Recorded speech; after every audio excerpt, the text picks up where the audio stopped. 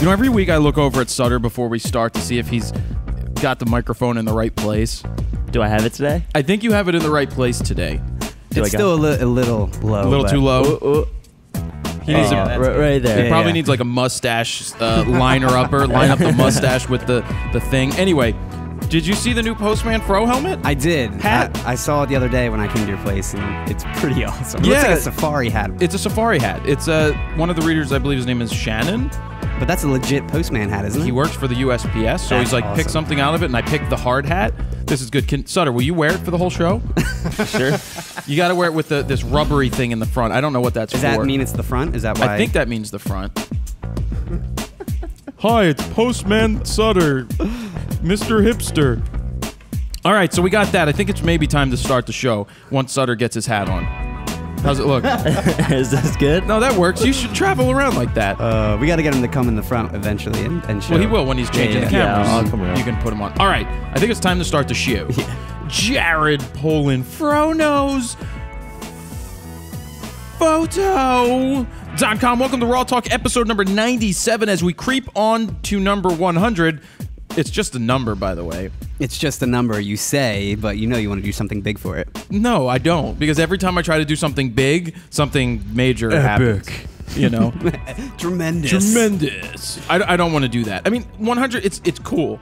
500's a cool number, but no. Anytime you get to a big milestone, 100 weeks, it's almost 2 years of episodes. It's insane. That's a lot of freaking content, and we keep going and going and going. And I think we've probably only taken off 1 week, if that. Well, or there might have been 2 weeks but we still supplied content with you, yeah. And we haven't done that in a long time. And when I moved from the one place to the other place, and it kind of went on hiatus when I moved home. Oh, did it? Yeah, but when you came on board, it changed the evolution of how the content was being created. We got the news, and it became more of a show. A show, yeah. It became more of a professional type thing that I love. A general outline for the most part. I absolutely love it. Nice. I love it. Anyway, before we jump into everything to talk about, we've got the San Francisco RAWtalk coming up. Tickets are officially sold out. That's awesome. And by sold out, I mean it was free, but all the tickets that were available are gone.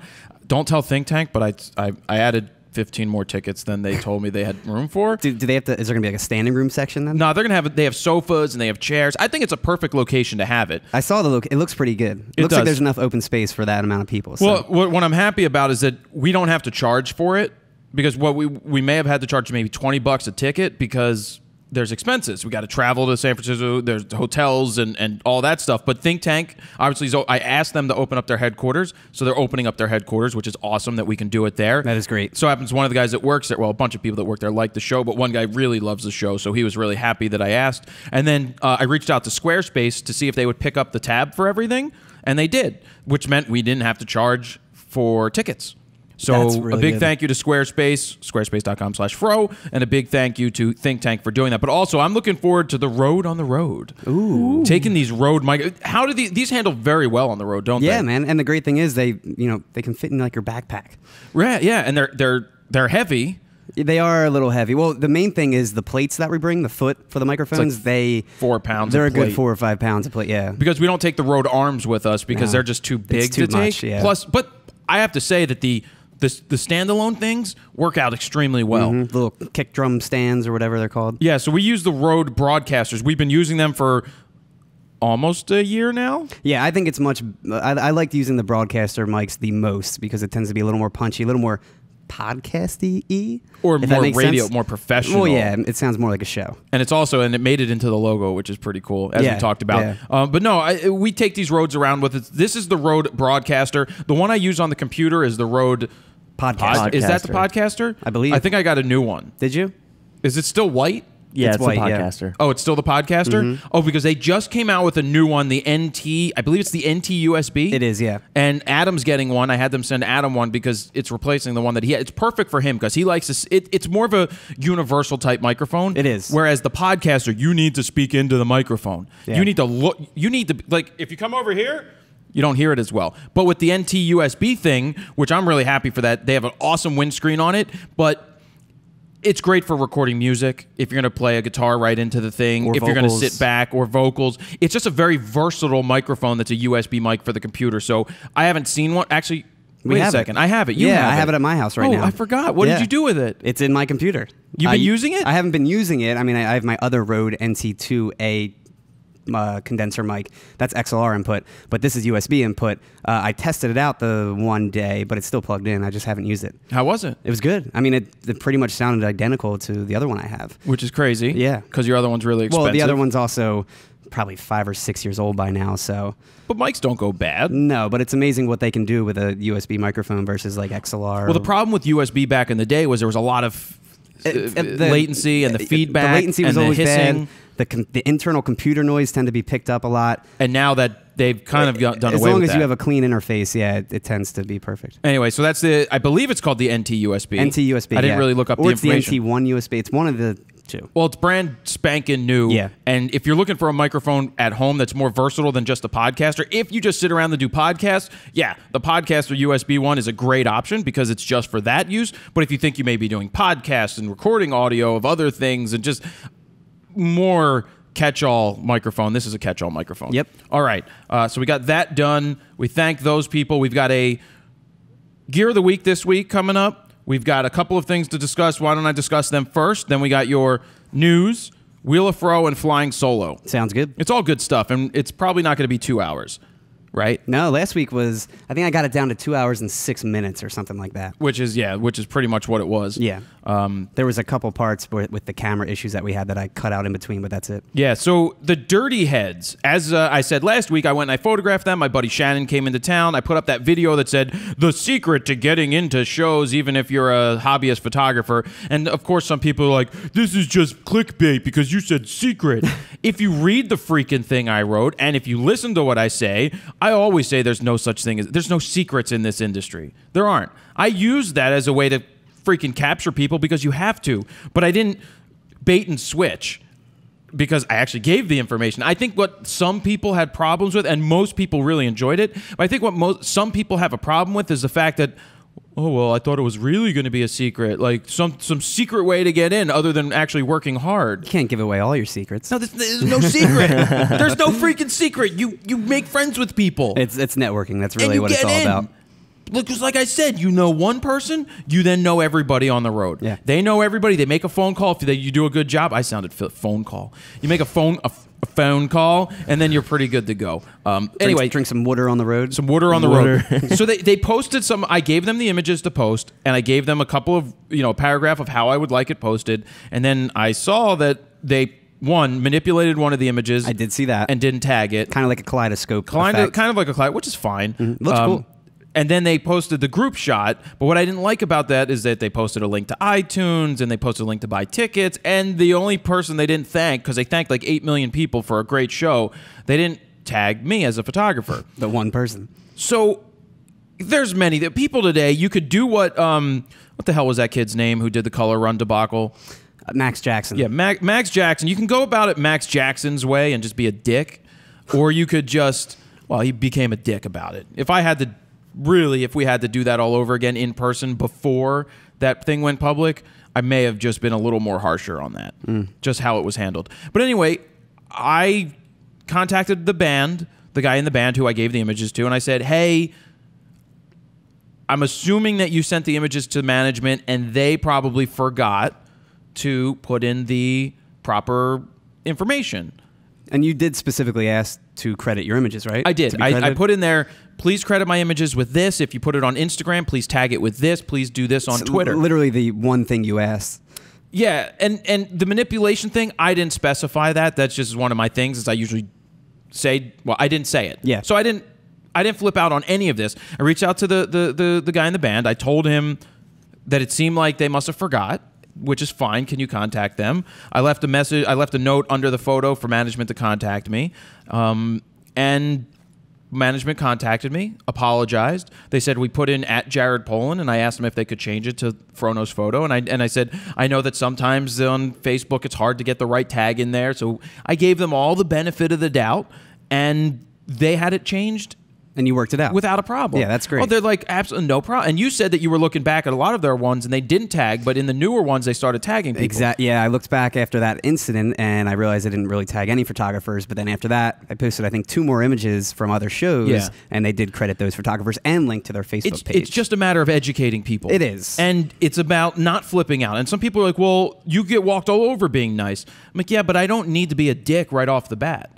Like you said, give them the benefit of the doubt. Absolutely. If they respond in the right way, let it then all do happen. something with it. Yeah. Right. And if there is an issue, then you take it to the next level. Exactly. But don't project on them an issue. Don't be like, if you don't make this change in 10 minutes, I'm gonna sue then I'm you. going to sue you. Don't do that. Just leave it. Hey, you may have neglected to do this for whatever reason, but here, could you please do X?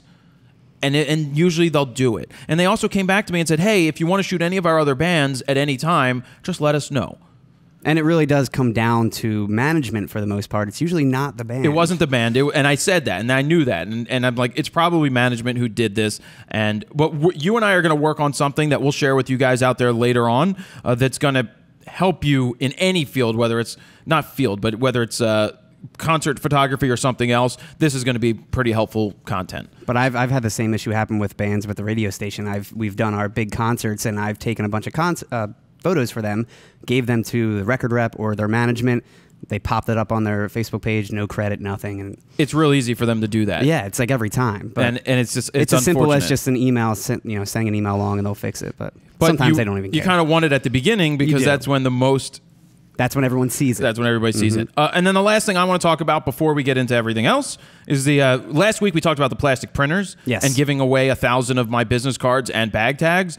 Just an update. They did in the last after I put the video up, they were over 2,300 people had submitted. Wow. So they're going to send out the first 1,000. It's going to cost them a couple $1,000s to do that because they're paying for it all.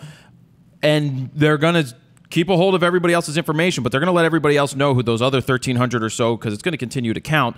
They should probably take it down on the page and probably say they should probably all put a note 1,000 up. have been reached, but they may be able to make more and start sending them to other people. So if you did it, thank you. If you're one of the first 1,000, they'll be sending it to you. If not, they're going to send you an email that just says, hey, we already had the first 1,000. We really appreciate what you did, and we're going to see if we can print more and get them shipped out. It's just obviously it's an expense, and they want to make sure that it actually is worth it. And just keep in mind, too, guys, that if you do listen to the actual podcast, the audio portion, the first night it's released, which is Monday at midnight, they do get a little bit of a bonus. 12:01 a.m. Yeah, 12:01 a.m. They do get a bonus because they can be the first ones to sign up versus waiting the next day for the video. Well, so the same thing happened with signing up for San Francisco. Yeah. People that listened to the RAWtalk, the audio first, were the first. They definitely got tickets. So usually by the time the video comes out, it's almost like it's too late. Like I think we already had almost 700 people by the time the video hit. Yeah, there are over 700 people that signed up based off of just listening to the audio from RAWtalk, which is awesome. I really appreciate you guys. Sutter, nice hat. Oh God, that's funny. But no, anyway, I made that video for the plastic printers, and I was just straight up honest with everybody on how everything was. If you haven't seen it, well, you always are. Well, yeah, but that's the only way to be. And I said that they reached out to me, and I was like, they're like, would you like to promote our product? And I told them no. And then I did research, and I saw that I liked what they had to offer, and we came up with something that is beneficial for me, beneficial for the readers at home, and beneficial for the company, because it has to be mutually beneficial. But that's about it. I still think you should get some all-access VIP, like FroKnowsPhoto passes or something for us on the road. That would be pretty cool. Don't worry. Laminates. I'm with the photographer. Well, actually, those are going to be my wedding invitations if I ever get married. Yeah. So VIP laminates, and I want to get the stickers. I want to get VIP stickers. Yeah, stickers will be cool too. All right, you ready? Yeah, I'm ready.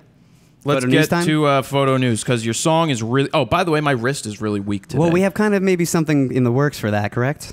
Yes. Yes, which we'll reveal one day. Did you know my wrist is weak today? Why is your wrist weak, huh? Because I was bowling. Oh, yeah, bowling? I went bowling for the first time in a days? while. Yeah, well, I love bowling. You know that. You do love bowling. I do. So I went out and I bowled, and my wrist is weak. I need to bowl more. So I try not to talk about rumors much on here, but this one is a pretty big one. Is there a song by Rumors, or is that an album by that girl? Adele? No. Oh, that is I was Adele. thinking Rumor Has It. Rumor has it. But no, that was Adele. I thought what's her name had... Hey, keep going. So Mirrorless Rumors, they're reporting Taylor that... Swift. I don't know. Does she? Maybe. They're reporting that a trusted source says Nikon are working on a medium format camera based on Sony's 50 megapixel CMOS medium format sensor. The rumor site is saying it could be unveiled as early as Photokina, so maybe an announcement next month. We'll see. Now, to back this claim up somewhat, Nikon did file a patent for a 100mm f2.5 medium format lens last year. So again, take this with a grain of salt until we hear something official. Just a rumor right now, but it is from a trusted source. Yeah, I have no input into this one. I have no idea. I'm just reporting about yeah, it. no, that's fine. Yeah. If it happens in Germany, we are going to be in Germany. We will be there. We'll be in Cologne. My passport is in the works. Yeah, and I'm booking the flights. Which, by the way, passport photos, the place I got it at, which was the actual county store, was horrible. Terrible, man. You're not supposed to do flash or show any shadow, basically. Right, no shadow. Flash right in the face. There's a shadow on my ear, and I'm like, are you sure they're going to take this? They're like, yeah.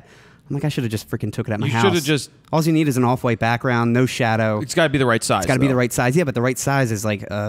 1 inch head. Yeah, something like that. Something like that. Yeah. I used to take But they have all the photos. specs on the website. You could do it right You at home. could. So a lot of people want that unique film look today, especially with all the filters they have going around on apps like Instagram and Visco. Well, one photographer named Bridget Bloom took her film to the next level by peeing on her film. Yeah, she calls it the piss filter. She has a new series. The new series is called Float On, which showcases underwater photos taken in Hawaii that were shot with film that was pre-soaked in a cup of her own urine. You fucking kidding me? Jesus. Criminy crappity. Are you... what's her name? Bridget Bloom. Bridget Bloom. Are you freaking kidding me? You're going to piss on your film, and then you're going to put it in your camera, and you're going to shoot it? Whoop-dee-doo. That's so unique. Maybe you should have gotten jellyfish and pissed on them. Camera probably reeks now. God. Yeah, how'd it look? Well, the chemicals in the pee break down the film's emulsion, so it's an interesting final look, sort of like compositing like a microscopic image and a photograph. It's weird. It kind of looks like close-up of like germs or something, and then like mixed in with, again, like a composite of a photograph. You can see what I mean, though. They're all on the website. You can Go to find them out. FroKnowsPhoto.com/RAWtalk-97 for all of this week's photo news and more. But Bridget Bloom, are you seriously... Are you into water sports? I'm waiting for someone to just take a number 2 on their film next. Well, no, there's a guy who ate Did someone film. do that already? No, there's a guy who ate the film Crapped and it then out. processed it. Oh, God. No, because Processed and it created in his own body? Well, his body processed it, but no, then they processed it and it looked kind of cool. Oh my God. But unique. But peeing on your film to break the emulsion, should have just gotten the pee filter and been done with it. So speaking on photo series, a set of interesting engagement photos went viral, which feature a Chinese SWAT You know what, officer Steven? and his bride-to-be. I got to interrupt you. That's weird. I'm tired of this gone viral bullshit. But it has gone They go viral. viral. People started watching it. Gone big. Virality. You just want a different term instead of viral? No, I don't want Is a that different what you term. I want? just think that the term viral, like epic, I guess, Is overused. is now overused. Because it's like you see things on the news. They're like, and this video has gone viral with more than 12,000 views. It's like, it's not fucking viral with 12,000 views! God. Okay, well these Sorry, I'm on this set of edge. photos, they went around the internet a lot. So the couple mix your classic engagement photos with an action-packed SWAT-themed environment. Supposedly, the SWAT member couldn't be away from his gear or equipment in case a situation arose, and he needed to be there. So instead of dressing up like everyone else, she took to his workplace, the SWAT training grounds, for the photographs. Features him like on the ground, sniper position with a rifle as she looks through binoculars next to him in her wedding dress. His SWAT team members decked out in their own SWAT uniforms surrounding the couple as he's on like one knee proposing. There's also him jumping out of a SWAT patrol car with flashing lights as she stands in front of her wedding dress. And there's even one of him coming off like the side of a building cliffhanger style for like a kiss, which is pretty cool. But those are also, again, on the website. Any comments, Jared? I was just taking a time out over here. Just a little on edge right now. I don't know why. I don't either. So there's a new Don't Kickstarter know campaign. why it didn't change. Waiting for the break of day. I don't know. Nora Jones. With a does little not bit of sound like John Nora with a little bit of John Mayer mixed Sung in in there. John Mayer's Well, vocals. it's that song. Oh, that song, yes. Yeah, Because you sound just like Nora Jones. fine. Keep going. So there's a new Kickstarter campaign, as usual, every week. We bring something up about Kickstarter. It's called Vidi. That is a cardboard cutout, medium format, 35mm pinhole camera. It's modeled after a Rolleiflex camera, with each cutout having a different creative color theme to it, dubbing what they're calling the world's cutest medium format and 35mm camera. It's available in either black, green, blue, or red. Not purple, unfortunately. With stickers too, and they promise it can be put together in 30 minutes or less with only a drop of glue needed to construct. You can load up Vidi with either 35mm or medium format film. It even comes with a medium format spool. Early adopters can take one home for about $50, which I feel like is pretty pricey. It's currently raised over half its goal at £10,000, with the actual goal being £18,000 at the time of this recording, and it still has about a month to go. So I think it will reach its goal in the end. And it is pretty cool if you're doing like a craft party or something like that. I guess. Yeah. All right, Sutter had his hand raised. Did you guys see the IKEA camera? I have not. Oh, it's an IKEA camera? Yeah, IKEA makes it. It's this small little rectangle made out of cardboard that has a memory card that holds 40 pictures, and there's no screen. So it's like you're shooting film. A digital film camera. Yeah, I didn't realize you said IKEA earlier. That's not that big of a deal. So how much is it? I think it was under $10. It was just I've something. seen it. It's just a cardboard camera, right? Yeah. Cardboard, put a card in it, put in a battery, and it gives you instructions on the back. Yeah. Well, it's like a lot of your college classes. There's always, or high school. There's always that one class that you did like the pinhole camera made out of cardboard or wood or something. The very like that. first thing we did was a pinhole camera. Just to understand exposure. And then what we did in the dark room, we did the things where you put shit on top of a paper. And then exposed it to light and then processed it just so that you could see what would happen, like putting a Coke bottle or glasses or seashells and weird stuff like that on top of the paper, and then you expose it to see what would happen. Like burning and dodging too, I guess, sort of, with that too. So, by the way, I think there is an app called Vidi, I'm pretty sure. There's an app called Vidi, and it's a video app. Yeah, there's an app called Vidi, and they had a ton. I met them a while back in like I used to use it a lot before Instagram did video. They should have sold out, because now they're never going to sell out. Now they're not, yeah. No. I mean, they should have sold out and taken the money and run and gotten bought up by somebody, because I guarantee you they had the offers. But and it's just a shame because they let you select a lot of music and like filters and stuff like that. And I haven't used it though since, again, Instagram started doing video. Nope. Yeah. So moving forward to some funny news, a husband's wife refused to take maternity photos, so he posed for them himself instead. Him and his beer belly did all the stereotypical maternity shots, posing in his Superman underwear with the cliche like hand on the belly pose. The images range from like cheesy black and white photos to even a composite where he's kissing his own belly. So it's pretty funny stuff. Definitely check these out. You'll like these a lot. They were really good. I saw them. Good, yeah. I don't like maternity photos at all. But that's the funny part about this. Not talking about his. His are funny. Yeah. I don't like I think it's weird. maternity photos. Making a heart around the belly, the Arm guy around. around the arm thing, you know, a girl with a protruding stomach. Yes, I get it. I get you want that. I don't get it. I personally think it's really weird. I understand the baby photos, you know. Baby photos, because it's a baby. Exactly. That's Yay! completely. But like a photo of your pregnant belly? Unless you want to be naked. That's even more awkward. That's worse. Yeah, it's just unsafe. And who are you going to show if you're like naked or it's just weird. I don't want to see a pregnant photo. I don't know. Maybe it's a woman thing? Do men? Is this a men thing where men don't want to see it, but women do? They think it's like gorgeous or it is like beautiful because it's life. I don't know. I mean, it seems like this time he wanted them done and she didn't want them done. Sure. So she must have been on our side. Well, he did have a big belly. He did have a big belly. But then they showed a picture of what he looks like without him like protruding his stomach, and he actually looks like a normal person. Oh, so really? He must have been pushing out the whole time. Some really big news for the licensing game this week. Flickr is taking on Getty and 500 Pics with their new commercial licensing platform. They describe the program as a way to partner with photo agencies, editors, bloggers, and other creative minds who are seeking original content. Flickr hopes major media sources start using user images for news stories and stuff like that. The announcement is very broad, though, in terms of details. There's no word on what the actual licensing fees would be, or really anything else. So if you want to try out the program, you can sign up on Flickr's website, and they'll eventually email you once they start releasing all the details. But this might be a game changer. They kind of already had the whole Getty set up anyway for the licensing, so I don't know how much different this is going to be than that. Game changer? Is that your term, or did somebody write that? That's my term for that. I don't think it's a game changer. I said it could be. We don't know anything about it It's just yet. more of the same. iStock, Shutterstock, Getty, just more stock images. The more images that are out there doing this, the less value there is to put on them. Well, yeah. So it's just like, yeah, it's cool if somebody picks up your image and uses it, but don't expect to make a lot of money off of it. No, not at all. Which is why I think they didn't disclose any of that information yet. So now, speaking of 500 Pix, they unveiled a new iOS app. It's called 500 Pix Insights, which pretty much does just that. It showcases the statistics of your 500 Pix content.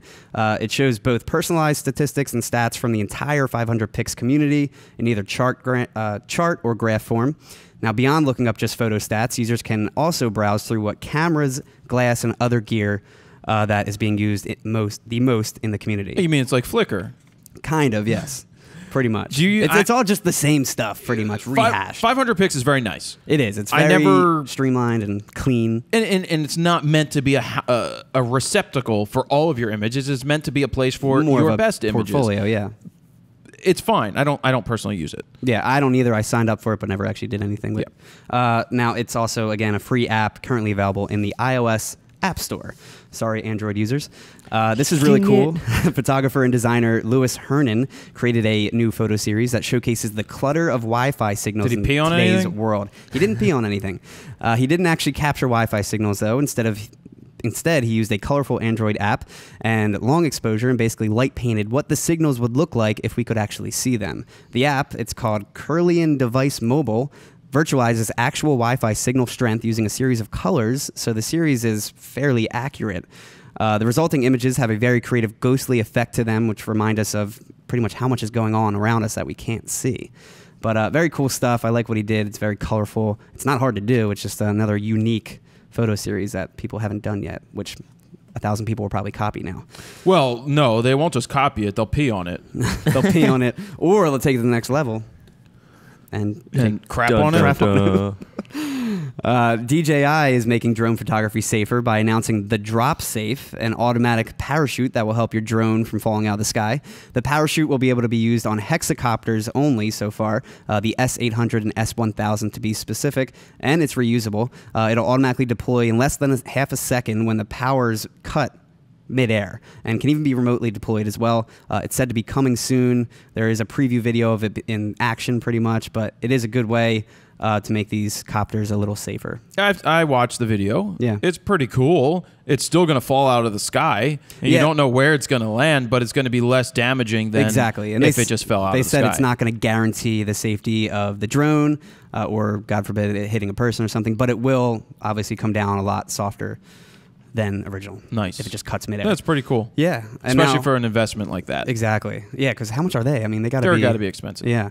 On the topic of drones, a new interactive map has been released which virtually shows where you cannot fly a drone in the U.S. and Canada, with all the off-limit places being shaded in red. You can't do it in Canada either?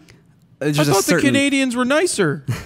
Eh? So the current no-fly zones, it's pretty much they just include U.S. national parks, military bases, and a 5-mile radius around airports. So they just took that and ran it with Canada as well. So very useful information if you're concerned on where you can fly and where you can't around the area. But again, it's really just those 3 main places so far until the FAA does something about it or starts banning everything. Canada, our home and native land. True patriot love in all thy sons command. With glowing hearts we see the north something. Are you just making this up? Strong and free. From far and wide, O Canada, we stand on guard for thee. God, keep our land glorious and free. O Canada, we stand on guard for thee. O Canada, we stand on guard for thee. I watch a lot of hockey games from Canada. Did you actually know that, or half of that? From watching. I got almost all the words right. almost all the Canadian words right. It seemed pretty accurate, but It was mostly pretty accurate. I don't know the song at all Accurate. or the anthem at all. It's such a beautiful song. Yeah. Yeah, because then they all sing it. Like when you watch an Oilers game, everybody in the stands is singing it. Well, it's like the national anthem for the U.S. side. Yeah, but not everybody sings it here. And everyone messes up the lyrics for They the mess it national up. anthem. But in Canada, they sing the lyrics. Canada. All right? And that was my rendition of Oh Canada. But now I'll do it in beautiful. French. Oh Canada. French Canadian, huh? Je vis la bleue chez moi, les chimus bleu, les bleus fils nuit. Those are the French Canadian Sounds like you're lyrics. just saying words backwards. Reversing it. Well, I said le bleu. No. So moving forward, we have a new iOS app that prevents a friend from over swiping your images when you want to show them pictures on your iPhone, which happens every time I show someone a couple pictures. They're like, oh wait, there's a big selfie. Dick pic. Oh, how'd that get in there? That's not my penis. Told you not to keep swiping. I mean, that's my penis. No, it isn't. I mean, yes, it is.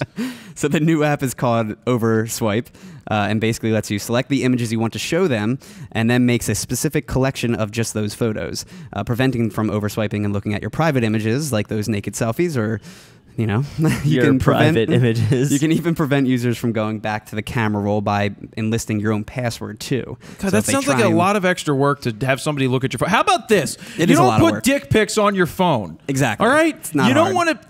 You have a problem. You want to take a picture and it goes into the cloud? Nobody knows what the cloud is. It's like that movie Sex Tape. Which probably flopped, I hope, because that was a stupid idea. You didn't see it, right? Hell no. So this is also a free app, by the way, in the App Store. Oh, it's free? That's pretty cool. It is free, yeah. Most of the stuff, as far as apps go, that I'm talking about in here today, So I hand my is phone free. to my dad. I'm like, look at this picture. I want him to just look at that picture. Oh. So what's he do? What else you Oh, have? what's this? I'm like, Dad. He's like, what? I'm like, that is disrespectful. He's like, what are you talking about? I'm like, in this day and age, when somebody hands you a picture on the phone, you look at the picture and you ask if you can swipe. Very true. You Well, ask. you shouldn't even ask. You should just look at the picture and, And that's hand it back. You don't sit there and swipe through people's images. Mm-hmm. There could be some titties on there. I mean, there are. There's Haley's Williams's boobs is the oldest photo on my God. phone. I just want to show people that. Wow. Google Haley Williams naked. All you got to do is Google Haley Williams, and it's like the Oh, first it's the image first that one there. shows up. Oops! Not that I did it. accidentally tweeted my boobies. Yeah, that was terrible on her part. So another new free iOS app, it's called Kimd, K-I-M-D, lets you minimize your times on phone these clocks? from being a distraction 30 at minutes. concerts or events.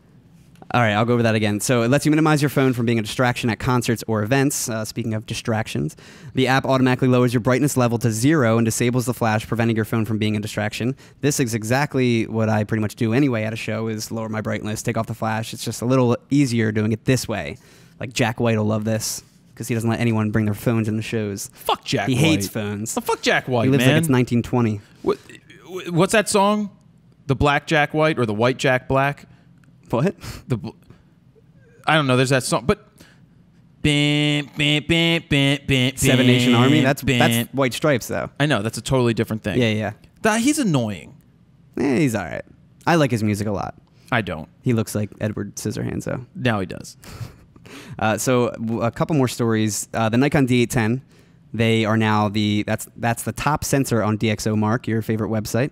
It beat out the D800 and the D800E, and it pretty much has the best results right now. So that is the top sensor according to them. Yeah, DxOMark. I thought I'd bring that up. Yeah, thanks for bringing that up. It's funny. They haven't contacted me lately. The last time we called, we had this. We were going over what their new software did, and they're like, "Have you downloaded it yet?" I'm like, "No." Is this still from like last year's Photo Plus show? Yeah. I don't want to do it. I don't want to look at their software. I don't give a crap to look at their software. Do you even give it a chance, though? I don't want to give it a chance. So you're just not giving it a chance, saying it's not good? I didn't say their software wasn't good. But remember But when you're we assuming. I'm not assuming. Then why not check it out? Remember when I want you to check it out. Okay, I Remember will. when we sat in that room and they were showing us the noise reduction and all that crap, and I was just sitting there like, Well, you wouldn't even pay attention. I was paying attention. I was the one paying attention. You were paying attention. And But I'm asking sitting there and they're like, questions. and look at the noise reduction at 26,800. I'm like, it looks like a watercolor painting now. I go, so you took out the noise. Well, it's the same thing with Lightroom. I mean, I barely use the noise reduction because it makes it just so soft. I do use the color noise reduction. I think that works pretty well. The whole DxO thing is it's a very technical thing to determine some technical thing that they've come up with. It's a marketing ploy for them to sell their Optics Plus stuff, which is fine. I love marketing and I love branding. Because isn't it supposed to work like specifically with that body with and specific lens body combinations? Yeah. Because I think their lens correction is supposed to be better than Lightroom. Yeah, apparently they're a French company. Oh yeah, and I don't know the French national anthem. I don't know. And then one last story. We have a man named Ron Youngle uploaded an image to the web which was taken by his late father on the hills of San Fran in 1957. Well, it turns out the image looks nearly identical to a still taken from Alfred Hitchcock's classic 1958 film Vertigo. It was taken nearly minutes from each other. Both images display the exact framing and scene, which are almost every car aligned the same as well. It's just crazy stuff that this happened to be, just realized now. But it's almost like he took a still from the movie, but it was just him being there like 5 minutes prior to the film crew coming through and filming that scene. Oh, that's cool. Very cool. So that's your photo news? That's photo news for this week, yeah. A lot of stories. Well, did you see the story about the guy with the Mount Fuji photo that went on Reddit? Yeah, and then he was explained upset why he about didn't want it to go viral and stuff No, like he that. didn't explain why he didn't go. He explained that he shouldn't have done it. That's what I mean. What a moron. It's his fault for not capitalizing on it. You look at Mike Kelly, who I went to Israel with. Is that the plane guy? The plane guy. Yeah. His photo went viral on Reddit. It went Reddit. When he sold a ton, and didn't he sold a shit ton off of it. And this guy is complaining about the Mount Fuji photo.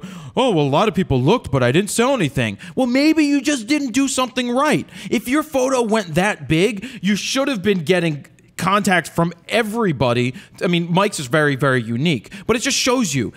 Just because it goes huge doesn't mean that you capitalize on it, because you still need to know what to do with it. I was pretty upset to read what that guy wrote, and I sent it over to Mike, and Mike made a few comments that I won't share because they were his comments, and I didn't ask him if he wanted me to share them. But, he did it right. When Mike did it, he capitalized on it. Oh, yeah. So. And didn't he actually link to like the page where it was for sale as the original image or something like that? Yeah, and it didn't matter. He put up a good resolution one, and he still sold a shit ton at a very. There's some of them were like $2,000-$3,000. Yeah, the big ones. Plus, now he's just getting huge ass prints and getting them sold to aviation companies because they think it's the coolest thing in the world. It's freaking amazing, and we're going to see him hopefully in San Francisco when we go out to the forest. Oh yeah, he's going to be there? Well, he's supposed to be our tour guide. Oh, that's great. He's picking us up, and we're going to go all day Sunday to the Redwoods. Yeah, I think might try and film like a photo news. We may do a photo news there. Maybe we'll decide who does it. Yeah, we'll see. We'll see if we can bring all the gear and trek it up too. Well, I got you a new bag from Think Tank that they discontinued. Oh yeah, the audio bag, right? It's here, so we can look at it. We should have picked it up out there, but oh well. It's whatever. So that's photo news. I interrupted you. I'm sorry. It's fine. I'm not sorry. I mean, I am sorry. I was just very on edge. I don't know what happened. I'm sorry. But what happened? I think it was the girl pissing on the film that really pissed me off. Probably. It was just very upsetting. Is that what the world of photography has come to? To certain people, to weird people.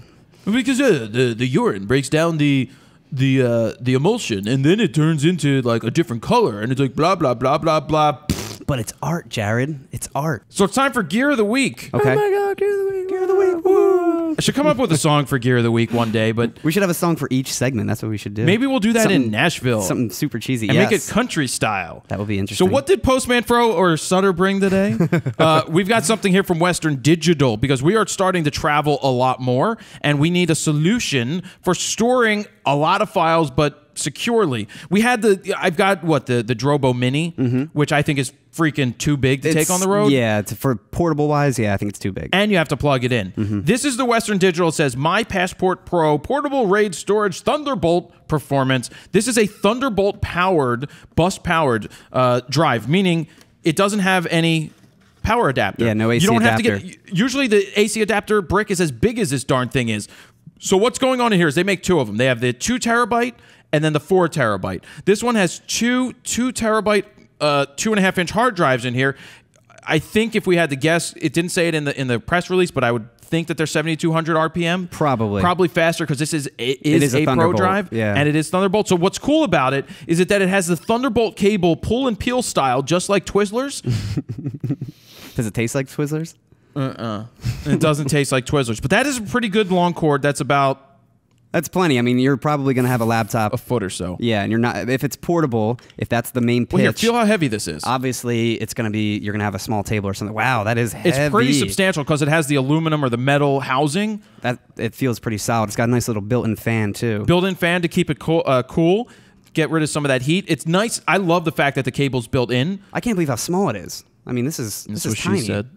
That's what she said. It is pretty small, but it is heavy. I mean, if I had I would venture to say almost 2 pounds. Yeah. But putting this in the bag versus taking it, I've used a bunch of Western Digital portable drives, but nothing this fast. Just USB 3.0. But the next thing is we kind of need a laptop to use with this. That too. Yeah. So I'll probably buy one of the new Apple ones, especially for travel, so we can edit video. I'll just tell everybody we've been thinking about that. Now that the new MacBook Pros were announced on Tuesday, with all the travel, and it would be great to get editing done on the road. It really would. Well, and we might need. I mean, there's going to be some parts. I'm sure there's going to be like Germany or something. If we're there for a week or two, we're going to need that time to edit on the road. I'm just saying. Eventually, maybe you never know. But in downtime, if you could whip some stuff up and then we get some internet connection and we can go and do it, well, that would be pretty awesome to have it. So anyway, we're looking into a 15-inch MacBook Pro, probably the top of the line one for video editing. That would be awesome. But this would be great because you can store all the RAWtalks on it and edit right off of this thing because it's Thunderbolt.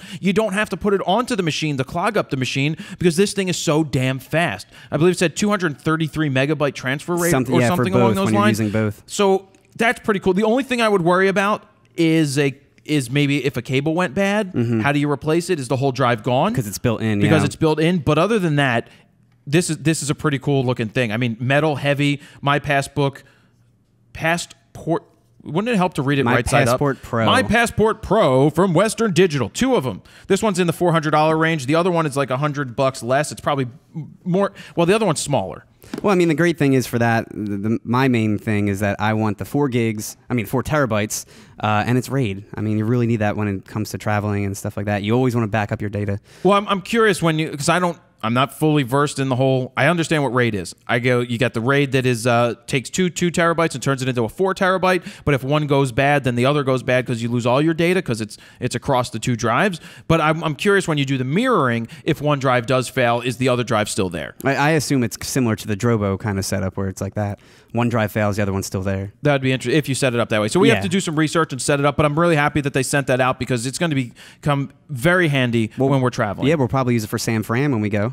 Absolutely. And if I don't have a new laptop, I already got a Thunderbolt to FireWire adapter that we could use on my your computer. Old Mac. Yeah. Gotcha. The new one, I'll probably just buy the new one. Yeah. Because it's going to be needed. I know it's going to be needed. We will, yeah. So, all right. That was Gear of the Week. Not just Sutter's helmet.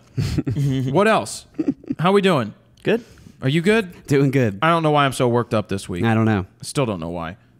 Oh, yeah, Germany. We're going to Germany. I'm thinking we do guerrilla style from the floor, maybe do a RAWtalk right in the floor somewhere. And you want to do like man on the street interviews, I want to do correct? some man on the street stuff. I actually, in the press room, I interviewed the floor. You interviewed the floor? I went up to the floor and I interviewed the floor. Well, are we going to interview a Mac Pro too? A new one again? A trash can? A trash can? No, but what I think we should definitely do is interview other, just go around the press room. Oh, yeah.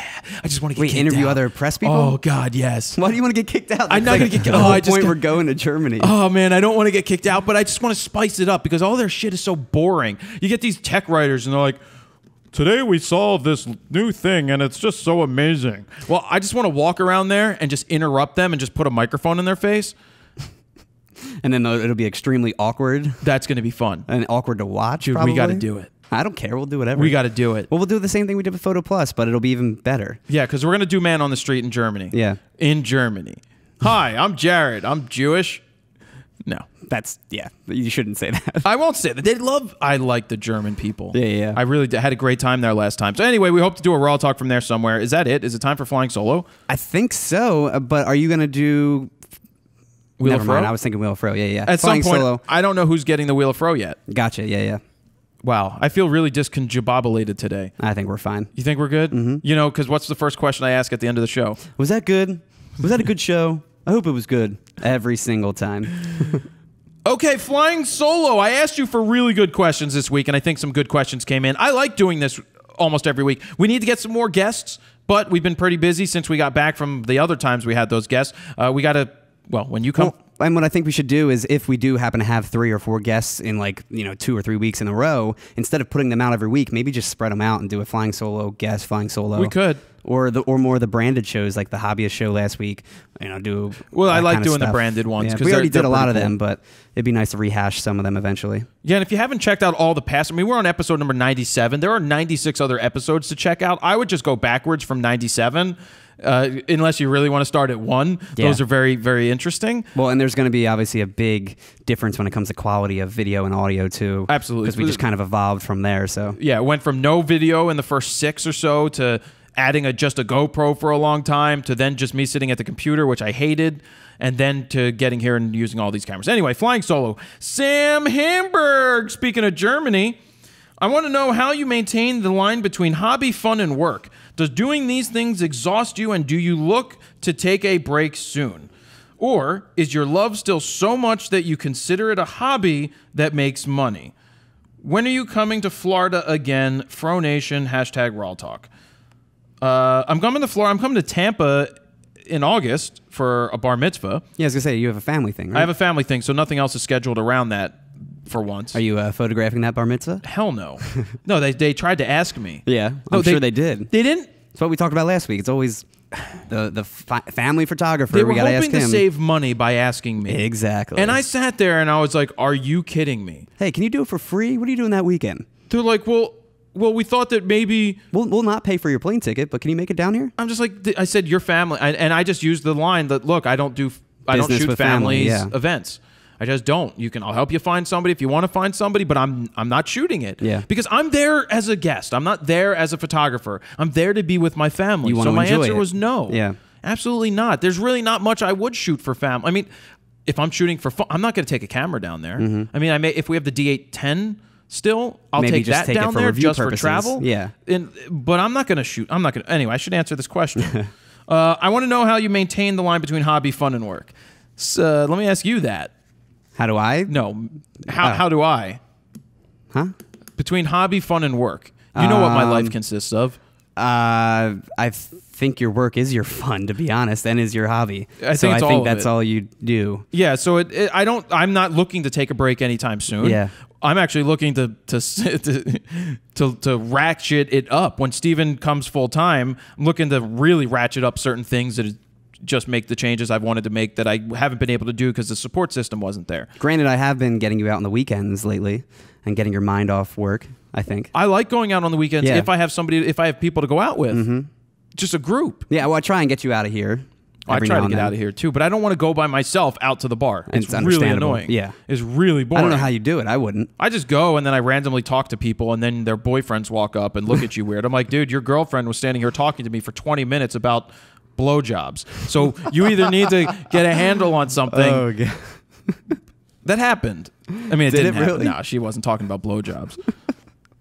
Anyway, Sam, that's my answer. I don't know if I answered it. Moy Bargain. M-O-Y Bogarin. When it comes to capturing moments, spray and pray is out of the question, but what do you think of spray and pray for marketing, Facebook, Instagram, Twitter, etc., to get the next client? If you're just sitting here and spraying out marketing into the world, that is not exactly the way that you're going to pick up clients. If you're just constantly marketing, selling, nobody gives a shit. But if you're going to sit there and have a conversation and interact, then you have a better chance of picking up gigs. Don't do the same thing on Twitter that you do on Instagram, that you do on Facebook. They are different platforms and should be used each in a unique and different way because each platform is different. What are you spending money? I wouldn't be spending money on this stuff. I would just interact with people. That's what I would do. Yeah, I totally agree on that. John Creek. With your increasing popularity, do you ever consider an assistant to go through your emails, messages, etc.? It's very hard to want to give somebody access to your emails to then answer. I don't want somebody answering emails. Well, because people are expecting your reply, not the opinion of somebody else. Right, and I think that is what makes it better is when somebody gets a personal reply and they know it's from you. Oh, definitely. And that it's not some computer-generated thing or an assistant.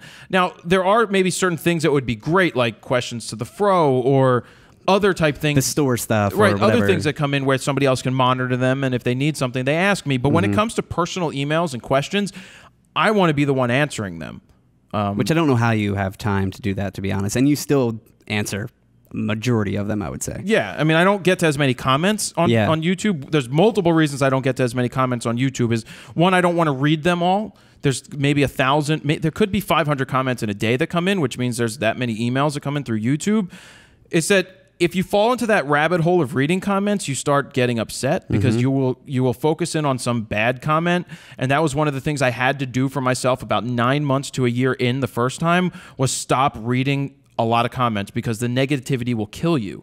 You have to remember that a lot of people some of the people that comment negatively, and the people that love what you're doing may not comment at all because they don't want to interact with those assholes. Exactly. For all intents and purposes. So you just have to sit there and say, I got 1,000 positives to 1 negative, and not let it affect you. Well, and the best part is when they ask a question that's not related to the video at all. Like, oh, hey, Jared was just wondering, what about this lens? And it's like a photo book review or something like that. It's like, all right, please, and that's okay. Use the right medium to reach you about that specific question. And occasionally I'll answer that stuff. I try to get to one of the, like I've said a million times, one of the best places to ask a question is Twitter, because it comes in quick and easy, and I can review it really quick and get to it. Facebook has gotten weird because I always forget that the posts by other people are there. I usually go back and read comments when I put a post, and I'll reply to people. You mean like the way they switched the way that they switched it, that it's no longer like I can see posts by other people. I have to scroll over and scroll down and click on it to get the other posts. I forget to do that, but then I do, and I reply to people. So what about the messages on Facebook? That's very hard too. Yeah, because I get there's 2,983 messages right now in there, and I try to peruse the first sentence without clicking on the actual message. It's just very hard to reply because a lot are, hey, what gear should I buy? And hey, thank you. And I try to respond, thank you. And I try to keep them short responses so I can get through more. But it's hard to reply to every single one of those. I do want to bring one thing up, too, about Twitter that I noticed is that if you have your profile set to private, and you're following me and you ask me a question, I can't see what you're asking me because your profile is set to private. Oh, people do that? Yeah, and like I'll see the notification on my lock screen on my phone, and then when I go to open the actual app, I can't see any message from them because it's private and I don't follow them. Crazy. So I just want to let people know, if I don't answer your question, it's because it's set to private. And I'm sure you get that too. I've never noticed it. But you don't realize it. I don't realize it. Yeah. Because I don't get notifications. See, I have mine set to on. The only people I get notifications from are people that I follow. That's what I have, but for some reason the private profile ones come up too. Oh, that's weird. Yeah, it's really weird. Connor Taylor, in days where shoots are few and far between with clientele work, how would you suggest going about finding more jobs and using those times to be more resourceful to your photography? I went through this as a photographer for a long, long time. I mean, you'll do a job here and a job there, and then it's like, what the hell do I do on those 7 other days out of 10 where I don't have something, or maybe even more? And I think the answer to this is personal work. I think you need to go do more personal shoots. Just keep yourself shooting. Keep yourself getting out there. Don't sit around the computer all day trying to promote online and doing all that stuff. I don't think that's a solution. I think doing the personal work, setting up photo shoots with as many people as you can, even if it's, if you ask somebody to shoot, if you say, hey, can I photograph you? You're not going to charge them because this is practice work, but this work could lead to other things. I just think the more you shoot personal projects, and Joey L talked about this when we were in New York. He's real big into that. How important, how personal projects have led to jobs. So I would just do personal projects. For sure. Tim Brown. Hey, Fro, I've been sending out emails to companies and shows trying to get to shoot them. I have been quite successful. However, there is one show coming up which is much bigger. In fact, it's the largest of its type. I feel, God, you guys need to start using, there's no punctuation in this email. And I'm not one to talk. You should just do a quick spell check beforehand. But I know there's times where this has nothing to do with spell check. Pick it up. No, this isn't spell check. This is no commas being used. So it's like, I have been quite successful. However, there is one show coming up which is much bigger. In fact, it's the largest of its type. I feel as if I have bitten off more than I can chew. Do I shoot it and hope for the best, or admit that it's going to be too big? Don't be a pussy. That's my answer. Don't be a pussy. Look, if you've gotten to the point where you've gotten access and they've given you the ability to do something, you're only going to get better if you shoot it. If you pussy out and become a pussy the whole time, you're not going to ever grow. If you mess up, you mess up. So what? What? I was going to say, just don't pussyfoot around it. Well, don't pussyfoot around it. Put your foot in it. And then pee on it. Just don't wuss out. Seriously. If you've gone through all this work to get the job, you just need to grab the bull by his horns and you need to just ride it. You need to just do it. That's the only way you're going to get over your fear of anything. It's like, should I ask that girl out? You should just go up to her and say hi. Like me at the bar the other night. Did you go up to a girl? No, I said hi to every girl that walked by as a fishing pole. And I was putting out the hi, and then they're like, hi. I'm like, I like your dress. Oh, okay. Oh, they grabbed your bait. Yeah. And then you go from there. And then you reel them in. All right, Tim, that's my answer. Noah Silvestri. What's your feeling about taking a job for less money if another, better paying job is promised? This is a good question. I have a client, happens to be a friend. Oh, by the way, the guy who was blind last week, he is really blind. It's not correctable vision. That's what I thought. Yeah, it's like 2400 vision. How much time's on the clock, just so we know? You're an hour in and you have 8 minutes before reset. All right, well, I'm going to end up doing Wheel of Fro, I think, for Noah here. Okay.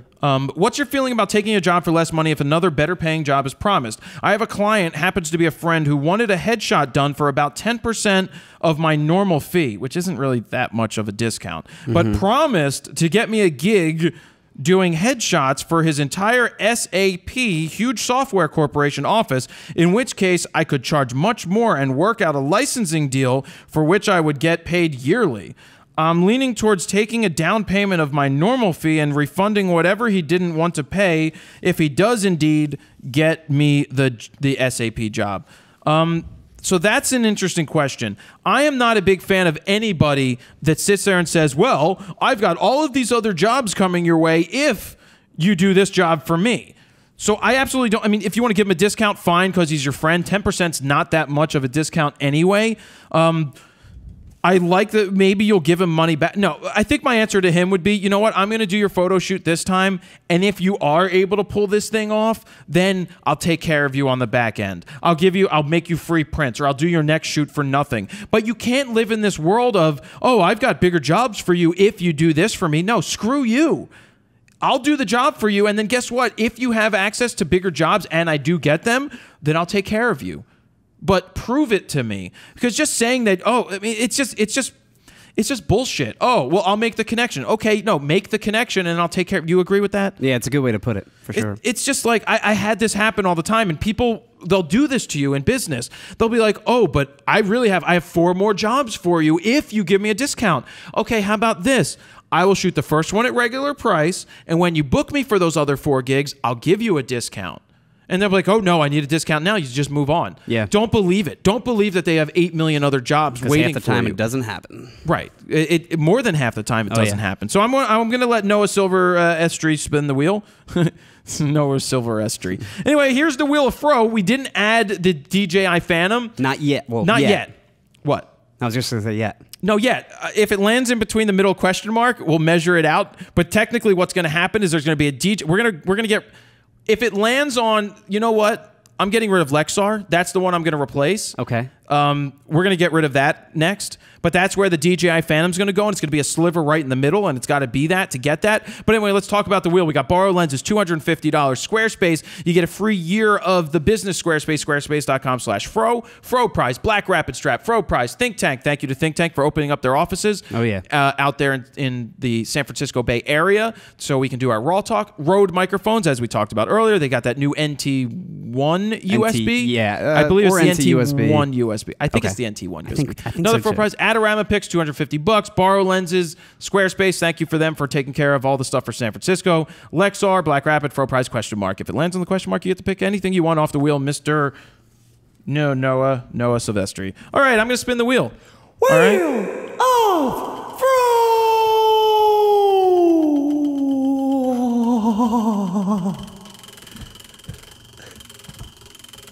I just have to get my finger in the right place. There we go. Round and round it goes. Where it stops, nobody knows. Where's the Wheel of Fro going to stop today? It's going to stop on the All right, remove my wheel, please, so we can keep going. So yeah, congratulations, Noah. You are gonna. Well, if you do this job for me, then I'll maybe get you a discount on a Rode microphone. Just kidding. So that's a Rode microphone. We'll see what they're gonna send you. It may be the Rode SmartLav Plus, which is, I believe, an $80-ish or so value. That's a pretty good thing. But I answered his question. I'll move on. Ernie Vasquez. With a growing number of people picking up photography along with quality cameras becoming more affordable, do you think the market will eventually become saturated with professional photographers? Affordable keyboards at home is my answer.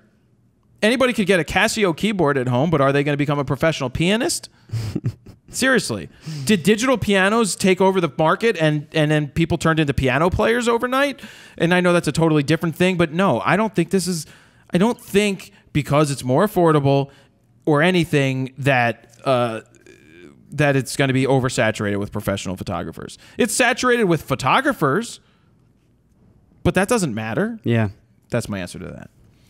Jason Mussell, Mussell.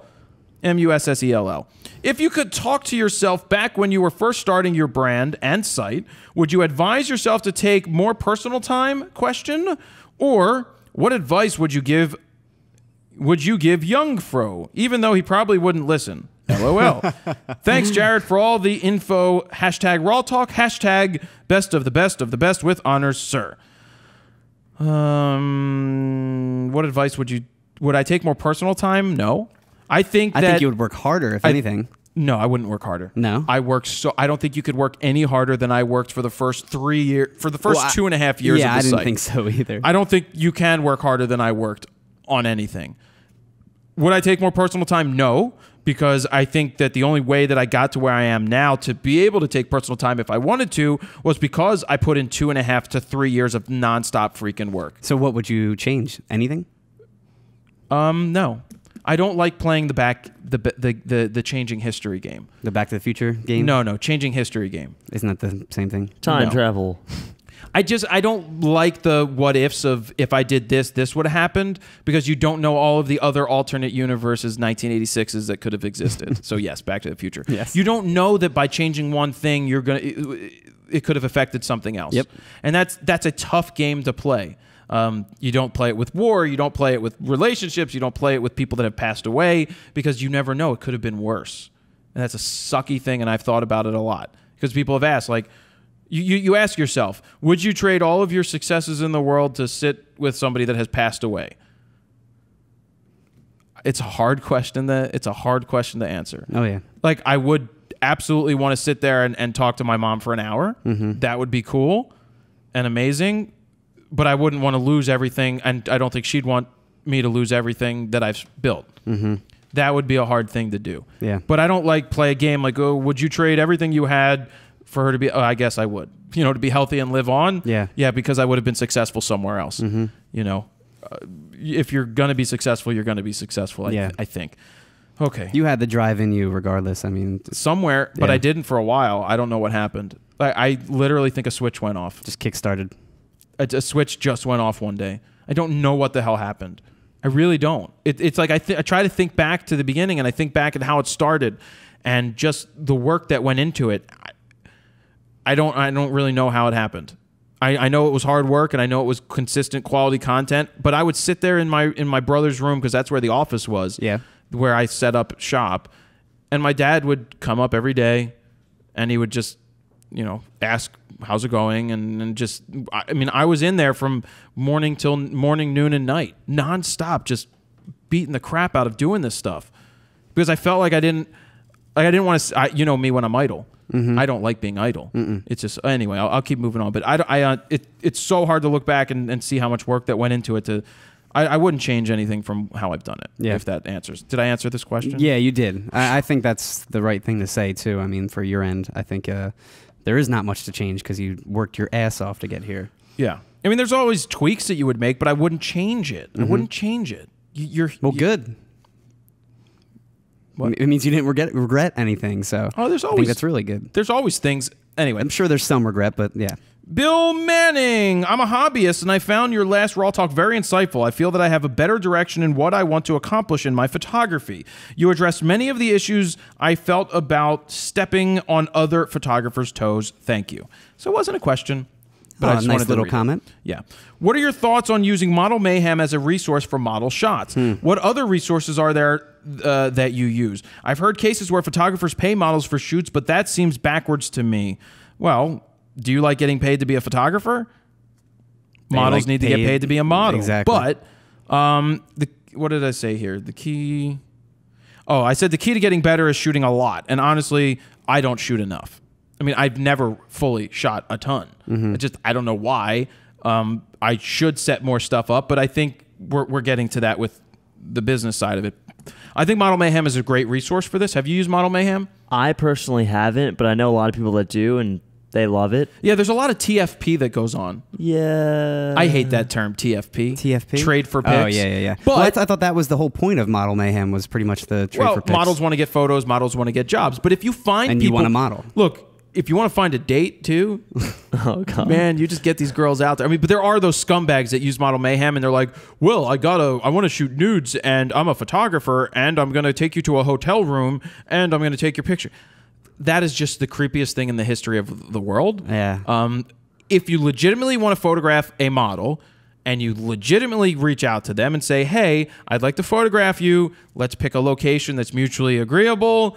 It's not a hotel room. It could be a real studio. Just keep it real. I think Model Mayhem is a very good place just to reach out and say, look, you're looking for, I see that you could use some new model shots. I'm looking to get better at shooting this stuff. Can we just work together and just do this trade? And I think it's going to work out. And even if you can afford, like, even if you throw somebody $100, which is a lot, if you need a certain type of model, that's going to help you out. Yeah. But see if you could trade something first. That's fine. But Yeah, don't expect all models ever to be free, because that's just like saying all photographers should be free. Yeah, it's the same. I mean, you got to get paid for what you do. Paul Reynolds, do you find it's a fine line between putting... Okay, I was trying to think of a song. It was like... You're reading the question while trying to think of I what was to reading sing. the question, and it was triggering like a song, like a rock and roll song. Anyway, Paul Reynolds, do you find it's a fine line between putting engaging content out for free, but then promoting your store as it pays for free content, as there are many photographers... As there are some photography/Photoshop YouTube teachers who basically spam you with discount codes, members-only discounts, and so-called offers for their downloadable pay content. I have in the past unsubscribed from these, as you just end up deleting the emails. How did it start off, Paul Reynolds? Do you find it well, absolutely, it's a fine line. There always is a fine line, and there's always going to be people that are going to complain over content. I've worked very hard not to sit here and just sell to people nonstop. Selling to people nonstop isn't going to work. And there are people that still bitch that all you do is promote products and sell shit, and I don't know what they're looking at, because there's a ton of... I mean, we sit here for 2 hours a week and put out this content, and there are advertisements in here, but that's how we keep doing this.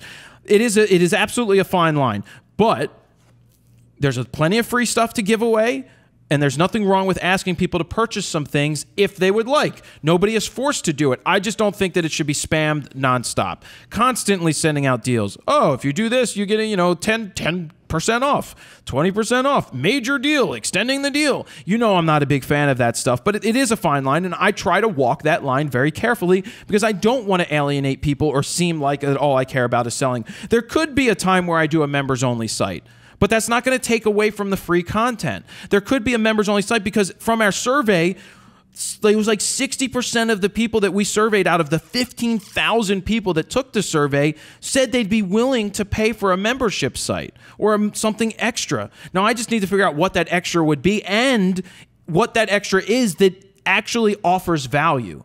Because if it doesn't deliver value, I don't want to do it. But there are things you try to think about. What could you do on the inside? Well, you could do different types of question and answers just for the people on the inside. Like every other week or once a month, we could record a special thing just for the questions that the people on the inside have. But that doesn't take away from the flying solo that I put out on Facebook. That doesn't mean I wouldn't do it, Maybe I would take a bunch of questions from the inside and take a bunch of questions from the outside. Or maybe I would do rapid fire critiques from the people on the inside because they're the ones who may want that, you know? Yeah, I think it would be more detail oriented if you had a members only site or something like that.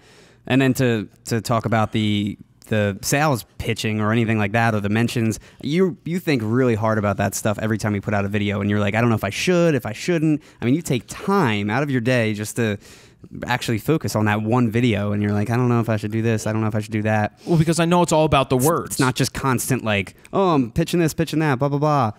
Buy a shirt, you know. That stuff is all thought out. Yeah. The it's plastic very printer thought out. stuff thought out. And I don't think people understand that behind the scenes of what you do, like with that kind of stuff. Well, you know that I sit there and I question everything. I question my own stuff. All the time. Like, should I do this? Is this, the questions I ask myself, is this going to benefit the readers?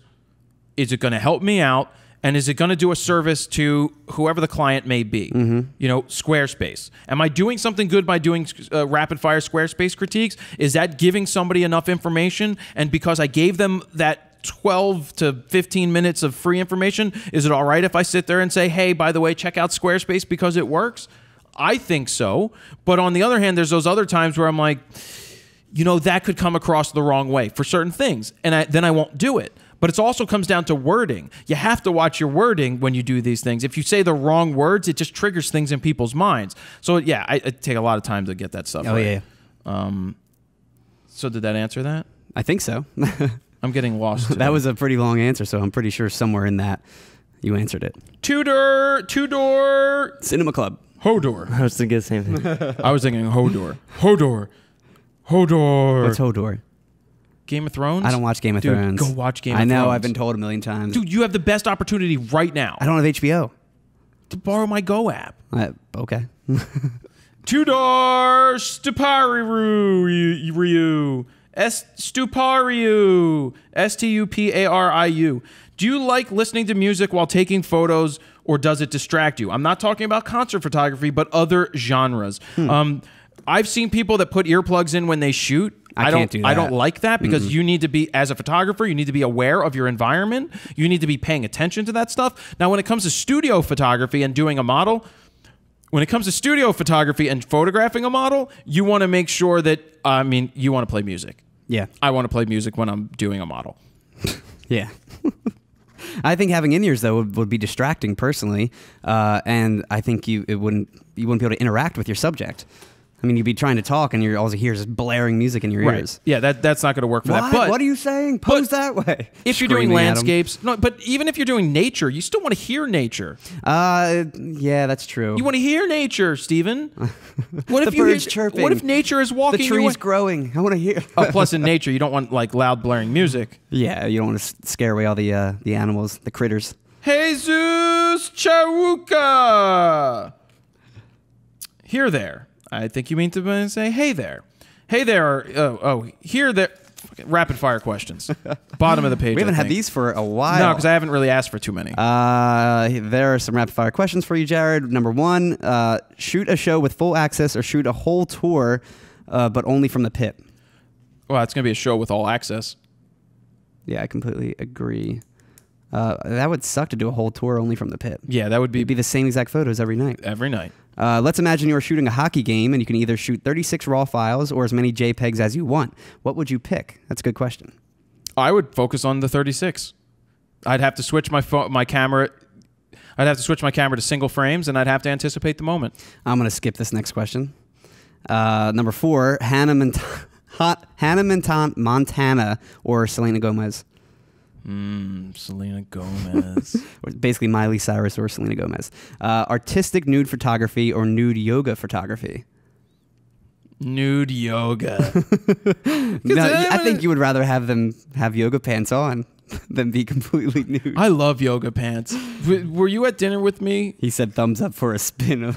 Was that the other day where we did where there were girls walking by and I was distracted by yoga pants? Probably. You get distracted very, very easily. Oh, we were. We were at like dinner mid conversation. You're just like that gaslight place. Jared, focus. I'm focused on her ass in yoga pants, or that guy's ass in yoga pants. I'll be equal opportunity. Tristan Davis, Jared. I recently saw the photo series of your mom going through various stages of treatment to what I believe were her last days. I, for one, was very moved and inspired by the documentation of this. I know you have covered parts of this before. However, you are known for being funny, brash, and a bit of extrovert. How did this photo series affect you mentally? Was it undertaken just so you had lasting memories of your mom, or did you look at it as a job that had to be done? Did being behind the lens in any way help to separate from what was going on enough to give you a breather? How did your mom feel about the photo series? So let me just start at the top. The reason I started taking the photos, we didn't know that she was sick when we went to the hospital, rushed her to the hospital the first time, when her blood level was just like really, really low, her red blood level. I just got the D3 at the time, the new lenses, and I brought it in with me into the hospital to be told, no, I can't take pictures because of HIPAA. I said, really? I said, fuck you. This is my mom. I'm going to do whatever the fuck I didn't know want. you're not allowed to. They don't want you getting other patients in there, and I ignored them. What are they going to call the cops on me? Yeah, but what if, I mean, you want to obviously take a picture of your mom in her bed or something like that in her room. I asked permission. They said no, and I did it anyway. Could you just sneak it in like a bag? I didn't sneak it in. I brought it in my camera bag. Yeah, I'm just curious if they even check bags or anything like that. No, they don't. But I took photos in there, and they ended up being some really powerful images. Oh yeah, I saw them. Then, and then this question is, no, I didn't look at it as a job. I just looked at it as I was taking photos.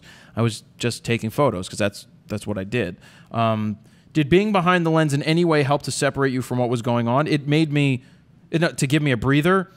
No, it wasn't to get a breather. I hid behind the camera, which is a bad thing. It's not a bad thing. It's just what I did. I hid behind the camera, which hid my emotions. Because when you're shooting photos of emotional things, you have to shoot photos and you hide away from everything. So I wasn't able to be emotional because of that. But that was personal choice. That was me just being not able to handle whatever was. I was able to handle it, but this is how I was handling it. You didn't want to. Yeah, probably. Yeah. How did your mom feel about the photo series? She was fine with most of it. The last ones 2 weeks before she died, though, in the kitchen. Oh no, those she didn't have a problem with. Is that the one where she's like around a cup of tea? Or? Yeah. It was before that. I asked her about taking photos, and she didn't want me to. But then she called me back and said, I get it. I see why you need to do this, so it's okay. So she was all right with it. I told her that you have to shoot with the good with the bad. Yeah. You can't just always show the good. You have to shoot the bad as well. Yeah, it's very, very photojournalistic of you. So there was that. And then she finishes, says, I realize this will be an extremely hard question for you to air or answer. Please ignore it if it's blah, blah, invasive. Please accept my apologies. But there are quite possibly many others who would like to have the balls to do this with and for their loved ones. And last, thank you for sharing a series with us. No problem. You know, when I talked to Ziv about shooting all the things that he's seen, I can't. It's the same thing. Can't imagine. Like the bus bombings in Israel and all of that, where he was shooting bodies just laying there. It comes down to you do hide behind the camera, which does hide your emotions away. You lock them away. I mean, at least that's what I did. Again, I don't change what I did. I wouldn't change that. I didn't. I was the one who was tougher. Like, my brother had his wife to fall back on. I was my dad's support system, so he was the one who was very emotional, and I felt like I had to be a stronger one, not to be extremely emotional. But I'm also extremely stubborn, so I don't like to show that type of emotion often. But yeah, I mean, I just wasn't emotional. I hid it away. I didn't get emotional for years. I mean, you cry, and of course you do all that, but I don't know. I don't know if I really, truly let it all out for a long time. Yeah.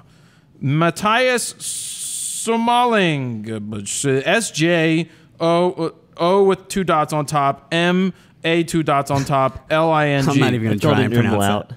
What? The dots are called umlauts. Umwows? Umlaut. Yeah, umlaut. How do you pronounce them?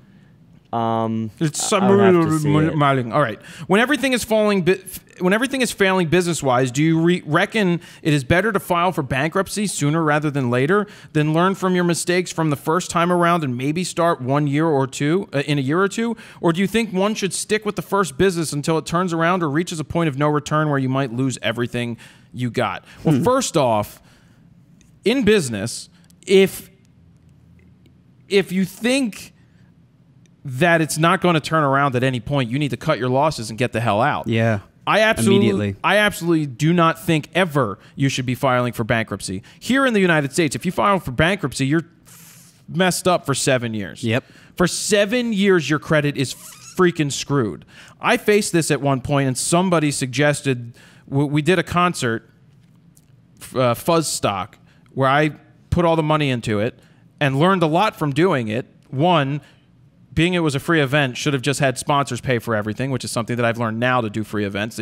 If sponsors are going to cut you checks for things, you can't try to recoup your money other ways.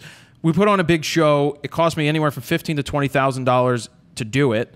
Which you didn't you put it on like all on a credit card? I put it or on something? credit cards and I had SBA loans, and it totally failed. It didn't totally. It came off. The other person saw it as a major success. But to me, if you have no money in return, if you lost $20,000, yeah, you could have all the successes in the world and you could put on a great show and make it pull off, and that's fine. Their suggestion to me was that I should file for bankruptcy just to forego the debt. For $20,000, I wasn't going to do that. Yeah. And yes, that was more money than I had. I probably had maybe $5,000 or $6,000 in the bank at the time. So what did I do? I paid it off. I got a freaking job, right? I took a job that I needed to get to pay it off. Yeah, that is not worth going into bankruptcy for that little amount. For 7 years. I mean, any amount. Yes, there's probably amount, but you shouldn't be getting. Though big companies can bankrupt a company and then rebuy the company back for less money is a freaking disgrace. But we're talking personally here. I would never consider bankruptcy unless it's the last resort and there's a positive that comes out of it. Exactly. If I was to do that, I would have never been. I don't think I wouldn't be sitting here today. I could have never gotten a home loan.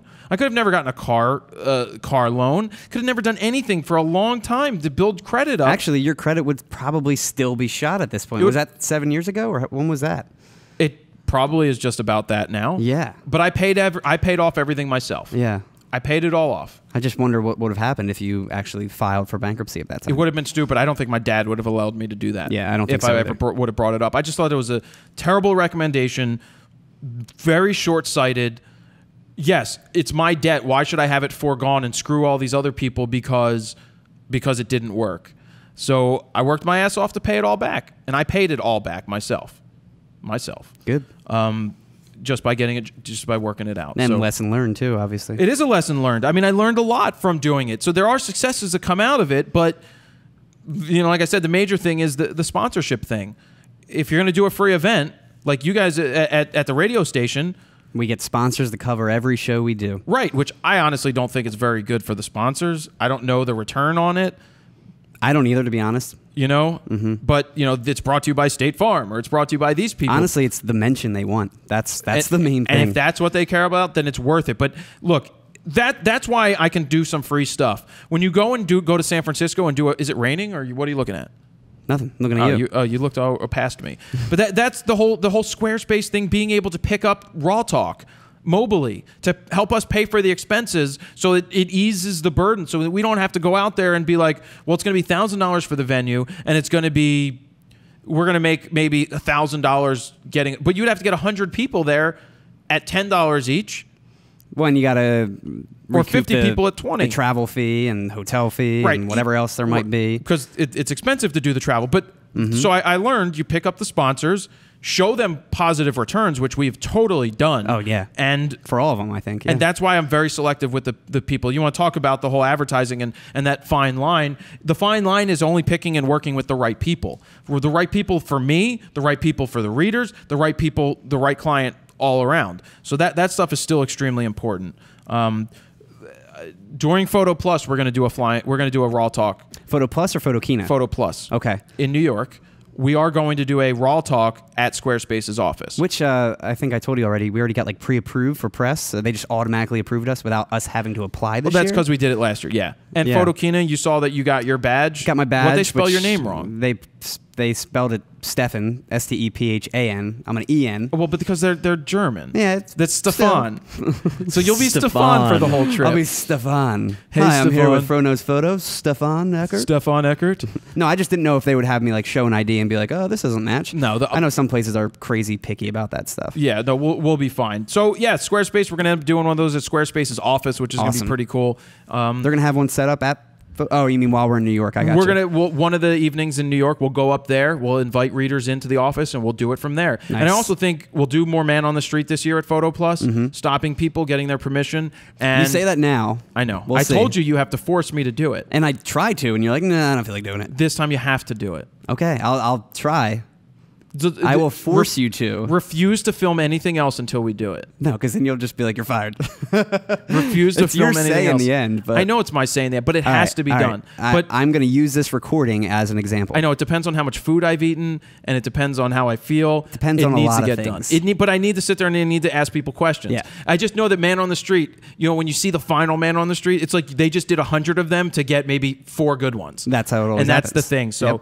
we got to work on that. I got to come up with good questions, maybe industry questions. Yeah, majority of them are awkward and suck. But then there's like 3 or 4 people that are interesting and funny, and So we'll do our work. make it work. We'll make sure we come up with good questions that I can ask people. Yeah. Which I usually do on the fly anyway. But then we'll do that. Anyway, that was that, Steven. Is that? I think that's all the questions I have. Was this any good?